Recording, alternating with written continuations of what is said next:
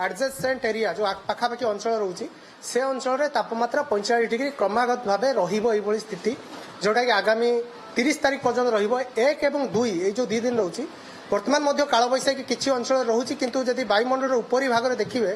जो शुष्क वायुर प्राधान्य एत अधिक रोचे जो जलीय बाष्प रोचे प्रभाव में वर्षा विशेष होना किसी अंचल मेघुआ रोचे ना पवन हो आप सामान्य जो अपराह्न टी ठंडा रोचे गतकाली आमर जोटा कि नवरंगपुर है पारलाखेमुंडी है गंजाम ये सब जिलागुड़िक दक्षिण ओडिशा रे आमर कालबैशाखी प्रभाव अनुभूत होती नवरंगपुर में बर्तमान सुधा जो तथ्य हस्तगत होती सबुठ हाएस्ट रेनफॉल 9.1 मिलीमीटर वर्षा रेकर्ड कर सहित आमर जोटा सुंदरगढ़ है केउझर मयूरभंज भद्रक बालेश्वर ये सब अंचल आंशिक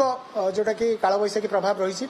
एवं आगामी जो रोचे 4 दिन से राज्यर जिलागुड़ी किसी जिला को खास करके उत्तर ओडिशार जिला और आमर जो देखा पश्चिम आभ्यंतरण ओडिशार जिलागुड़िक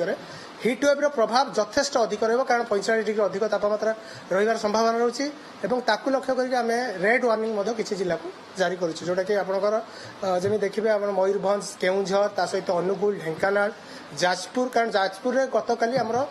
भीषण ग्रीष्म प्रभाव जोटी कि जो टेम्परेचर रेकर्ड होता 43.6 जदि व्यवधान देखिए बर्तमान सुधा आम पाखे जो व्यवधान सर्वाधिक रोचे बारिपदार 6.3 एभव नॉर्मल रही जोटा कि हाएस्ट व्यवधान जोटा कि तार स्वाभाविक तापमात्रा तुलन में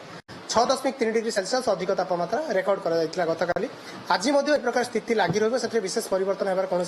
संभावना ना कारण शुष्क वायुर प्राधान्य आगामी दिन में लगी जोटा कि 4 दिन पर्यटन लगी रही कि मझिरे मझिरे किसी अंचल कालबैशाखी प्रभाव रोचे किंतु तार विशेष प्रभाव तापमात्रा उपर पड़ो ना विस्तारित परिसर आकलन जमी आम पूर्व गत गुरुवार जो सूचना जारी कर जो ग्रीष्म प्रभाव स्थिति आपंकर 9 तारीख पर्यटन लगी रही कारण गोटे बड़ वर्षार कौन वर्तमान समय संभावना ना।